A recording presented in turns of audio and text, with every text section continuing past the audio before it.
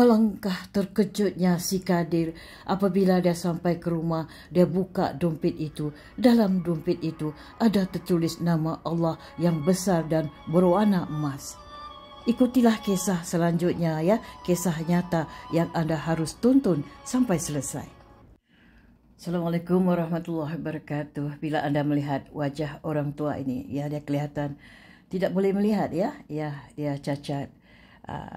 Kelihatannya penglihatannya cacat ya, dia dengan arti kata dia buta lah. Bila bercakap tentang peminta sedekah ni biasanya kalau hari Jumaat ni biasa ramai kelihatan di mana saja, negara mana saja ya, di masjid-masjid banyak mereka kata orang berkeliaran di kawasan masjid ya. Yang kita dapat terjumpalah berbagai cara, berbagai bentuk para peminta sedekah ya, yang ada berpura-pura, yang ada bertopeng, yang ada pura-pura cacat sebenarnya dia tidak cacat, yang ada memang benar dia cacat seperti cacat penglihatan mata buta tu memanglah dia buta yang sebenar-benarnya.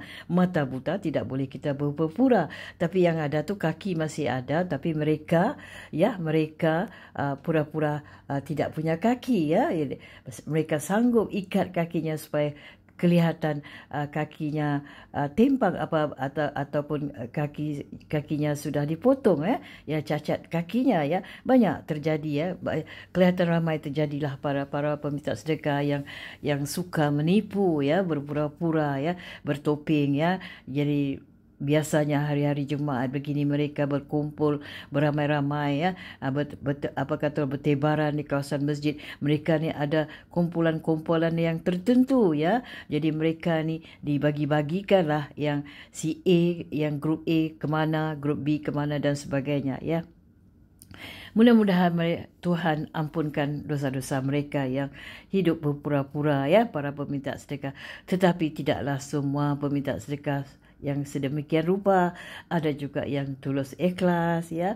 Bercakap pasal peminta sedekah ni mengingatkan aku sering ya mendengar ceramah-ceramah agama daripada para ulama, para ustaz-ustaz ya, selalu berpesan bersedekahlah kamu seikhlas hati, semampunya lah ya, itu dia. Jadi kalau hari Jumaat tu hari yang paling bagus untuk kita bersedekah ya, banyak berakahnya ya. Jadi kita masukkan wang di masjid ya, kita berselawat ya, ataupun kita jumpa fakir-fakir miskin ya, kita berselawat dalam hati, kita bersedekah pada mereka. Dan jangan sekali-kali kita minta mereka mendoakan untuk kita, biarkan mereka berdoa sendiri dalam hati mereka ya. Kita sedekah seikhlasnya, semampu kita yang adalah ya, itu dia. Yang menarik cerita tentang ini ialah tentang sedekah unik ni ya. Judul cerita ini ialah dalam dompet ada Allah ya.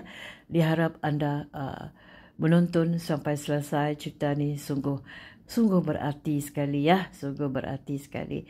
Ini berlaku pada seorang hamba Allah yang bernama Kadir bin Dolah ya. Usianya sekarang lebih kurang sudah 65 tahun. Jadi perkara itu berlaku kepada dia sudah lama jugalah ya.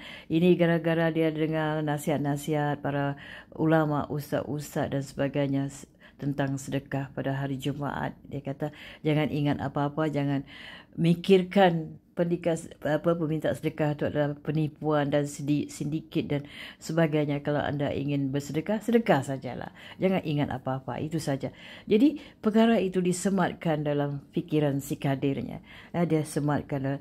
Memang ke belakang ni sebelum berlakunya dia bersedekah itu dia. Kebelakangan ini memang agak sedikit sulitlah rezekinya ya. Kata orang, kais pagi makan pagi, kais petang makan petang.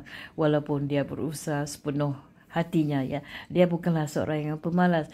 Dia memikirkan kata orang nak menanggung keluarga, adik-adik beradiknya dan kedua ibu bapanya ya. Ini perkara ni berlaku ketika si Kadir ni belum lagi dia beristeri lah ya, belum keluarga, tapi umurnya sudah meningkat ketika itu. Itu dia tidak fikirkan tentang untuk berumah tangga, dia fikirkan untuk kemakmuran keluarganya supaya tidak susah lah ya. Tidak kata orang kais pagi makan pagi, kais petang makan petang. Dia tidak mau macam gitu berkais. Dia mau rezekinya dipermudahkan. Itu sajalah. Dia kalau kata orang melakukan solat pun kadang-kadang satu hari 2-3 kali, kadang-kadang dia tidak lakukan lah. Dia kadang-kadang entah apalah dia rasa, kata dia seperti macam kadang-kadang dia malas. Mungkin ini syaitan lah yang mengasutnya ya. Tapi dia suka yang mendengar ceramah-ceramah agama. Dia suka, dia cuba menerapkan ceramah agama di masjid-masjid, menerapkan pada dirinya supaya dia akan menjadi insan yang baik ya untuk keluarga, agama dan bangsanya. Ya, itu dia. Jadi ceritanya begini ya, satu hari pada hari Jumaat itu dia berkunjunglah ke masjid ya, selepas dia melakukan solat Jumaat dan sebagainya, sudah selesai mendengar ceramah agama, dia pun keluarlah. Niatnya satu saja, di dalam dompetnya enggak banyak wang, dia cuma ada 2 keping wang saja ya, RM20 saja. Jadi dia sudah jatuh niat dia akan ambil RM10 itu untuk disedekahkan. Tapi dia mau memilih ya peminta sedekah yang agak sedikit tersentuh hatinya. Dia tak mau sedekah sembarangan. Dia bimbang kalau dia tidak ikhlas dan dia takut ada penipuan. Itu yang ada perasaan di hatinya. Jadi dalam dia buka dompetnya, dalam dompetnya ada RM20 ya. Yang satu dia simpan untuk makan minumnya ya.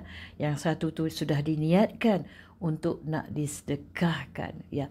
Jadi makanya sudah selesai itu dia pun merayau-rayau sambil merhatikan keadaan keliling lah ya. Mungkin ada peminta sedekah yang unik menyentuh hatinya. Entah macam mana dia terjumpalah seorang tua ya, berusia lebih kurang 60 lebih tahun ya, mungkin dalam 67 tahun, kulit hitam manis, matanya buta. Dia cacat kelihatan, matanya buta, tidak melihat. Itulah yang diniatkan daripada rumah. Dia mau berjumpa peminta sedekah yang sedemikian rupa. Itulah yang dia mau. Jadi Allah Ta'ala sampaikan hajatnya ya. Dia terjumpa satu pakcik itu yang berusia lebih kurang 67 tahun ya. Dia memegang tongkat, duduk di tepi tembok ya. Tapi caranya tidak menunjukkan dia seorang peminta sedekah ya. Tidak langsung, dia tidak menunjukkan ya. Jadi siapa yang lalu nak hulur ruang kepadanya, dia tidak ambil. Dia mengatakan terima kasih. Dia mengatakan terima kasih, sedekahkanlah, sumbangkanlah di tabung masjid ya. Sumbangkanlah di tabung masjid dia cakap. Dia tidak ambil. Ini unik ya, ini unik. Ini peminta sedekah yang unik. Jadi makanya si Kadir ni merapati pakcik ini, memberi salam. Assalamualaikum pakcik, kata dia. Saya nak beri sumbangan.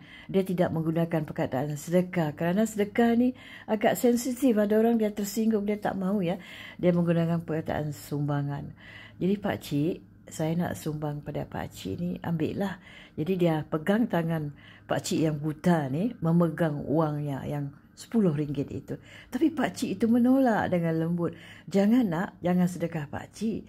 Pakcik bukan peminta sedekah, katanya. Wow, jadi si Kadir ni agak terkejut. Oh gitu ya pakcik. Pakcik ada apa berdiri di sini? Tidak, saya sedang menunggu kawan saya, katanya habis sembahyang ini Jumaat ni nak ajak saya makan-makan. Jadi saya sedang menunggunya di sinilah. Tidak apa-apa, jangan sedekah saya ya. Dia menolak dengan cara lembut. Kadir merenung wajah pakcik itu. Pakcik itu agak unik ya, walaupun dia buta ya. Jadi dia pun bertanya, pakcik, hanya satu saya minta tolong pada pakcik. Hari ini adalah hari Jumaat, hari yang penuh berkah. Saya bukan nak bersedekah, tapi saya nak beri sumbangan pada pakcik. Apa yang saya nak sumbang ni bukan kehendak saya. Apa yang saya nak sumbang ini bukanlah kehendak saya.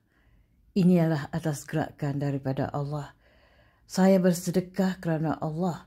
Ya, kerana kalau Pak Cik tak suka dengan perkataan sedekah, saya menyumbang kerana Allah. Ini dipesan oleh junjungan kita. Tolonglah ambil Pak Cik.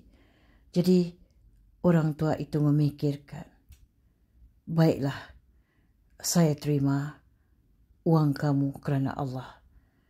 Tapi ada sesuatu yang saya mau hadiahkan pada kamu. Hadiah ini tidak seberapa. Jadi orang tua itu mengambil dari sakunya sebuah dompet. Dompet itu kalau dinilai memang harganya agak lumayan ya. Dompet yang ada jenama, yang branded ya.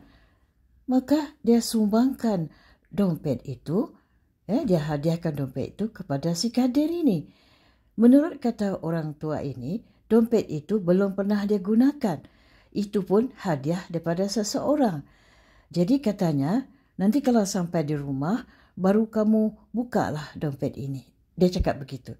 Jadi Kadir begitu wajahnya berseri-seri menerima ya hadiah daripada Pak Cik itu, dompet itu. Memang dompet itu kelihatan ada jenama ya, ada harga ya, dia branded lah ya, bukan murah ya. Ya, jadi dia dengan senang hati lalu dia memeluk Pak Cik itu ya, dia memeluk mengucapkan terima kasih, lalu dia pun terus pulang ke rumah. Dia tidak ke mana-mana kerana dia tidak sangat nak buka dompet tu, nak tengok kelihatan dompet tu. Pasal dia tidak pernah punya dompet yang ada apa kata orang yang berjenama seperti itu ya, dompet-dompet murah saja yang dia ada. Alangkah terkejutnya ketika sampai di rumah dia buka pelan-pelan dompet itu. Dompet itu berbau minyak atar. Mungkinlah disapu minyak atar lah, kemungkinan lah. Dalam dompet itu tidak ada wang, tetapi ada tulisan ya. Dan tulisan tu berwarna keemasan, ditulis dengan menggunakan bukan menggunakan pena biasa ya. Tak tahulah pena apa yang digunakan. Cantik sekali tulisan itu. Tulisan itu bertulis dengan nama Allah ya. Allah begitu besar sekali. Jadi dia ada tambahan di situ. Amalkanlah setiap hari 5,000 kali katanya dalam tulisan itu. Jadi Masya Allah, Kadir Temenung Panjang memikirkan kehebatannya.